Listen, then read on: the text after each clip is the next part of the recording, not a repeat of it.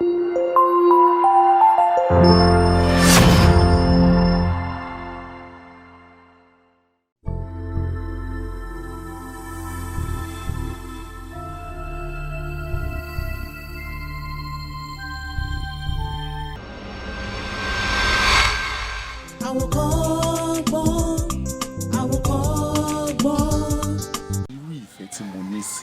ṣe ń ro lọ́kàn mi. Despite the fact pé I am a happily married man with children, grown-up children at that. Mo nífẹ̀ẹ́. That does not take away the fact pé mo nífẹ̀ẹ́ àwọn ilé náà ṣùgbọ́n mi ò kò wọ́pọ̀ kí n máa nífẹ̀ẹ́ èèyàn mo ṣe nífẹ̀ẹ́ yìí. Just continue to be a good girl, okay? I will take care of you. I will dote on you. Màá tọ́jú ẹ, ẹ̀rù á bà ẹ́. So o ní problem kankan pẹ̀lú mi rárá àti rárá. Ṣé o ti gbọ́ mi sìn? Yeah, that would not be a problem. Lady B, see wetin I dey see now. Má wo retí now. Má wo retí ní mọ́tò. Kí ló ń ṣe ẹ́ máa calm down, má pariwo. Sórí ìrètí tó ń wò yẹn, àwòrán tó ń wo oúnjẹ fẹ́ yẹ ni o. Wà kálá wo tàrí ẹyẹ. Bí náà. Kí ló ń ṣe ẹ́ tó ń ṣe bí àṣẹ? Ìrètí láwọ ẹ̀yin lẹ́yẹ náà. Kí ló ń ṣe ẹ́? Calm down, kò reason now. Okay. So, tẹ́ bá ti lè tọ́jú mi. You don't have no problem. Tìtọ́jú yẹn ló kéré jù. Mo ní màá tọ́jú ẹ kọjá bó o ṣe lérò. Just continue to be a good girl. Tó o bá ti ń múnú mi dùn, tó o ń múnú bàbá dùn, tára mi ń balẹ̀ pẹ̀lú ẹ. Ìtọ́jú yẹn ó kéré gan. Ṣebí owó ni kí iná kọ sára owó, níná lówó, màá náwó fún ẹ kọjá bó o ti lérò. Kí ló ń ṣe ẹ́? Owó tó bá ti gbà lọ́wọ́ bàbá yẹn, ẹ̀yin náà ló máa kó fún náà. Kò ní ibi tó fẹ́ lọ sí. Wàá pẹ́ ọ̀gbẹ́ni kábàlẹ̀ o. Àlàyé gbẹ́nu sàn. Yòówó bẹ̀ fi dé díẹ̀ ni. O ṣe gbéyàwó tiẹ̀ síbẹ̀ kó wá máa fún ẹ láwòrán àtẹ̀yẹ. Kí ló ń ṣe ẹ́ gan? Wà farabalẹ̀ aṣọ ló bukú nìyá ẹ̀ ni. Èlò ló wà lọ́wọ́ ẹ gan. O lè ṣe nọ́mà. Ọmọ tó wù ẹ wọ́n bó ṣe ń dánà aṣọ lè tọ́jú ẹ. Reason náà ìwọ náà ṣe nọ́mà kí ló ṣe ẹ́? Bàbá yẹn ó fẹ́ náwó tọwọ́ ẹ̀ lẹ́nu, ó lọ́wọ́ tó fẹ́ ná fún yín ni. Ṣé rí tẹ́ bá ti wá lè tọ́jú mi? Tẹ́ bá tọ́jú mi, máa bá yín ṣe àwọn ẹ̀gbọ́n, irú máa bá yín. Àbí ló máa bá yín ṣe ẹ máa gbàgbé ìyàwó. Má sọ bẹ́ẹ̀ mọ́, má sọ. Ìwọ làwọn tó náwó yìí, ẹ̀rù ń bà mí o. Ṣáwọn tó wà ń bẹ̀. Like wọ́n jẹ́ bodyguard fún mi. Really? Yeah. Sometimes n bá ti pẹ́ ní school bẹ́yìn, àwọn ló máa guide mi pé káwọn thugs àdúgbò wa kọ́ máa rise mi. So nǹkan tó wà fún mi yẹn, wọ́n fọkàn yín balẹ̀. Ká fọkàn balẹ̀. Ọ̀rọ̀ wọn kì í ṣe problem. So now, my baby is coming. Really? Yeah, next week. So tẹ́ bá ti lè ṣe birthday yẹn fún mi, tó jẹ́ pé àwọn ọ̀rẹ́ mi máa mọ̀ pé mo ní babaláyé kan. Babaláyé kan, wọ́n máa mọ̀ pé mo léèyàn kan. So tẹ́ bá ti lè ṣe birthday yẹn fún mi, ẹ gbàgbé. Nípa ọ̀rọ̀ birthday, tá bá ṣe ìrúná bíi 500 to 800,000 nìkan. Báwo nìyẹn? Ẹ ṣe ń try. Mo ń try. Mo wá fi ń dá ẹ lójú pé màá ṣe jù bẹ́ẹ̀ lọ.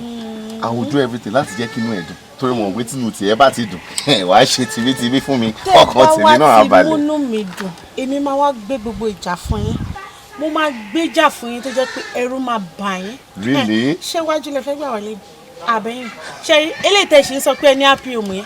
Ẹ máa gbàgbé àwọn tó wà nílé ṣẹ́ rí. Ibi báyìí ni happiness mi wà. Jọ̀ọ́ má yẹ kí n gbàgbé àwọn tó wà nílé. Wow, it's very very important to me. But oh baby, I can't wait. Wà ṣé kí sí ẹ ti máa gba ẹlẹ́ṣẹ̀ lójú. Ṣé bóyá kí sí ẹ kò tí ì fún yọ̀dí.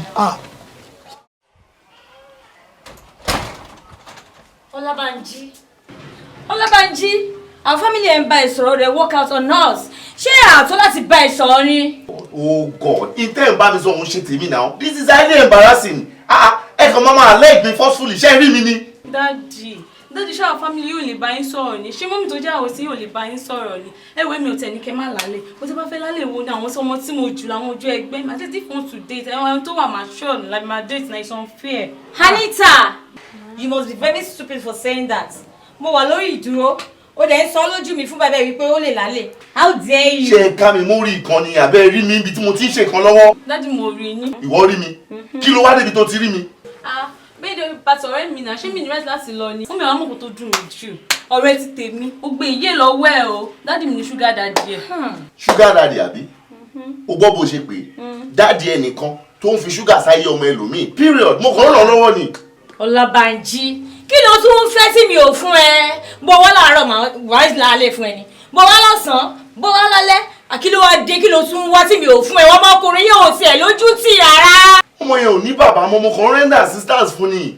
lójijì tẹ bá fẹ́ pè é tẹ máa lọ sọ́fánẹ́jì o. I wonder. Orphanage. Orphanage abi. I'll think towards that line. Sára là ń bẹ sọ báwo ẹ kò gbọ́ báwo ẹ kò má gbọ́. kí ló ń ṣe yín sí ó lè wá fọwọ́ pa yín lára ẹ̀ ṣe é yà. Kò kí ń ṣe gbogbo ògbà lára èèyàn máa ń ṣeré. Mood mi ò wà happy. Mo fẹ́ béèrè ìbéèrè kan lọ́wọ́ ẹ̀. The last time tí mi àti ẹ wà together ta get down yìí bóyá ṣe tán tó wọlé sínú bedroom bóyá jáde bọ̀ láti bedroom mo notice pé mo rí ibi mark kan ní lower abdomen ẹ lápá bíbá yìí báwo ló ṣe jẹ́ ṣé kò yẹ kó o ti ń yálé aláwo.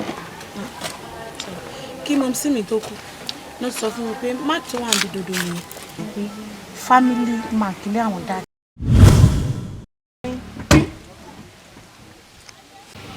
ẹ̀gbọ́n mẹ́wàá ń ṣe yín o as a matter of fact 20 ń ṣe yín. kí ni ìṣòro yín kí ni problem yín a bá yín sọ ní kọ̀rọ̀ asọ ní gbangba ẹ kọ etí ikún ẹ gbọ́ ẹ wá ṣe débi pé ọmọ bíbí inú yín ẹ lọ ń tọ fìdó ẹ bọ́mọ yín sùn.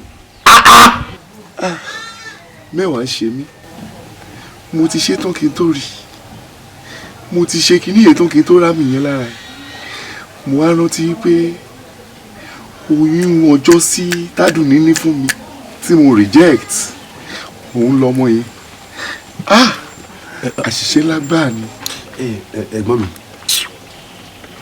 ọ̀rọ̀ kan lèmi fẹ́ sọ ẹ jọ̀ọ́ sà nígbà tí àgbàlagbà tí wọ́n bá bá ọmọdé sọ̀rọ̀ tí ọmọdé yẹn ò bá gbọ́ wọ́n máa sọ pé etí ọmọdé yẹn di.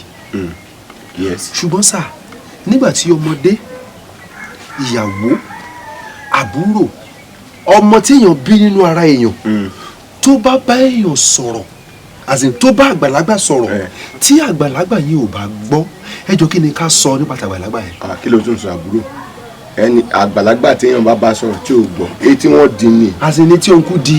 etí wọn fọ́.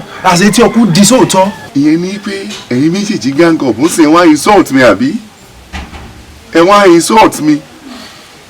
ẹ̀gbọ́n ẹ má bínú tọjọ́ orí ni mo wò mo dẹ̀ ti ń rí pé ewu ti ń jáde lórí yín if not n bá sọ pé ẹ ponú wàláì n bá sọ pé ẹ pọ̀ dà kí ló ń ṣe yín ṣáwà là yín sọ̀tì yín ni àbẹ́yìn fúnra yín lè fọwọ́ ara yín fa yín sọ̀tì. ẹ̀dẹ̀dẹ̀ rẹ̀ mi ẹ jọ̀ọ́ bàbá tó bá bọ́mọ ẹ̀ lájọṣepọ̀ ẹ jọ̀ọ́ ṣé kò sí nǹkan tó máa ṣẹlẹ̀ sí. sorry àwọn ará àdúgbò lè máa gbọ́ wa ẹ jọ̀ọ́ sá ṣe rí bàbá tó ti gun ògbọ̀n lágbọ̀n tó ti ní irun funfun lágbọ̀n rádà tó tún ní irun funfun lórí tó bá bá ọmọ ẹ̀ sùn. ọ̀gá mi kan sọ pé ohun burúkú máa já lóhun burúkú ohun burúkú máa já lóhun burúkú. ó tó mi tó sọ́dọ̀. ó mì pé ẹni tó bá ṣe nǹkan tẹ́nìkan ò ṣe rí ẹ̀gbọ́n mi ojú àárín nǹkan tí ẹnìkan ò rí rí tó bá tẹ̀ jọ pójú ẹ̀ nìkan ló máa rí ṣé kò sí tó máa ṣe ìyàwó mi àtàwọn ọmọ mi because mo fẹ́ face music yẹn alone. ẹ̀gbọ́n mi sà you cannot face the music alone but nǹkan tí mo notice ni pé ẹ mẹ́ma làágùn wọn á dà pé ṣe ẹ̀ ń gbọ́ ken sweat. as a matter of fact wẹ̀ òru máa mú yín. jésù ti ń ṣẹlẹ̀ sí mi ọ̀rẹ́. ẹ jẹun oúnjẹ yẹn ò ní wọnú yín. inú mi gan ti fẹ́ máa pò pọ̀ báyìí. ṣé bẹ́ẹ̀ ṣe wà yìí bóyá kí n sọ pé kẹ́ wà nínú AC kẹ́ máa làágùn yín. tó mi tó sọ́dẹ̀ yẹn. ẹ máa lọ ẹ máa lọ. no ẹ̀yin lẹ máa lọ ṣe bẹ́ẹ̀ lẹ wá bá wa ẹ̀yin lẹ máa lọ ilé yín kọ́ lélẹ̀ sà. inú mi ti ń pò pọ̀. sorry sir. kò tí màá máa rí iná. sorry sir.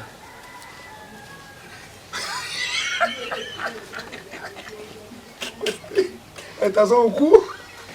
ìwọ ẹ̀yin náà ò dá o kú wa bí ṣe sọ̀rọ̀ sí wọn. ẹnu wọn kùnbọ̀. ẹnu kò tó wá fún nísìnyí wọ́n ní ó yẹ ẹ wá máa lọ. wọ́n bá wa ilé ọ̀dọ̀ wọ́n ní ẹ wá máa lọ. ilé ọ̀dọ̀ wa kéèyàn ṣe ọmọ bíbí èèyàn kéèyàn tó máa tọpidó ẹ̀. bọ̀ bros ọmọ tí yín náà ti ń bàlágà. ìwọ ni kò ṣọ́ra nínú ọmọ mi kéré. ó àìṣebó gbówó Yorùbá tó ní ẹ̀sìn iwájú lèèyàn máa ń wò sáré àmọ́ wọ́n ní àgbà tó tó sí kòtò ó ṣe kí àwọn ti jì sí kòtò.